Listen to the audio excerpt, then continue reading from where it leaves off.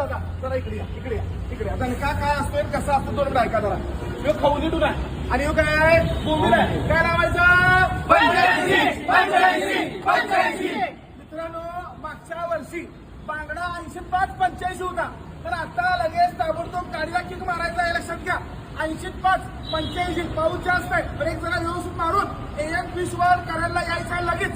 मित्रांनो आज तारीख आहे 26/10/2025 हे लक्षात घ्या वार रविवार कराडला आणि पाटणला 85-85 मित्रांनो हा खवली ना कुठला